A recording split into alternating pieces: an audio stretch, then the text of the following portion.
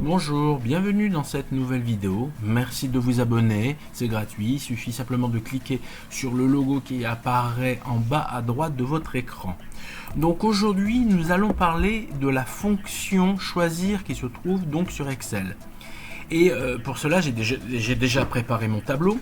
Et on va partir du principe que je veux faire quelque chose pour que des utilisateurs, au lieu d'écrire systématiquement à quoi correspond l'activité qu'ils veulent réaliser, écrivent un numéro de choix. C'est-à-dire que 1 c'est danser, et ensuite 2 c'est chanter, et quand on arrive à 5 c'est buller.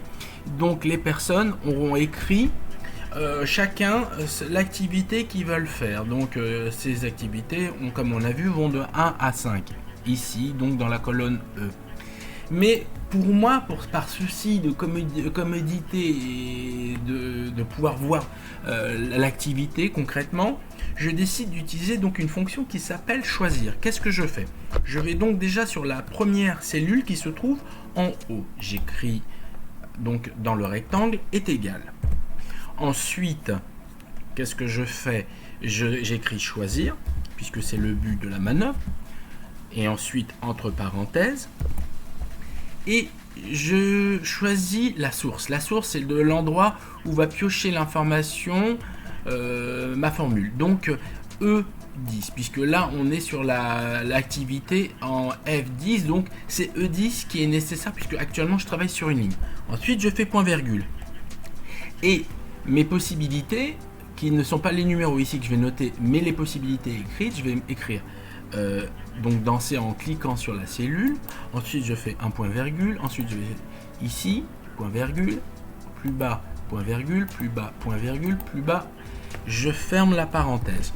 On pourrait penser que c'est fini par rapport à ce que l'on fait habituellement, mais non, je vous explique, parce que nous avons quand même ici en haut, en colonne A, B en haut, créé ce qu'on appelle une matrice.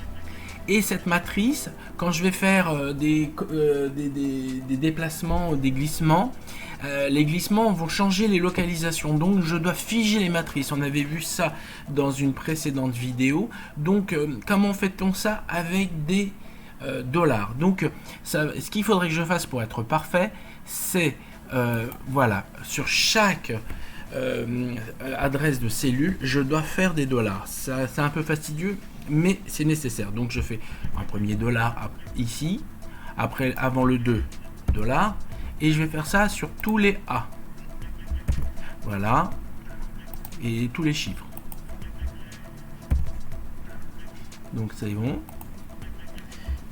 Cette manipulation, de façon générale, ayez l'automatisme de la faire, ça évitera que la matrice se crée à un autre endroit qui ne serait pas le bon endroit, ce qui indéniablement générerait des erreurs non satisfaisantes pour pouvoir faire un tableau professionnel et précis.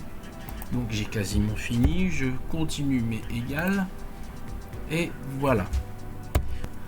Attention, je dois préciser que l'ordre qui va être donné sur cette formule est en rapport à l'ordre dans lequel ils sont rentrés.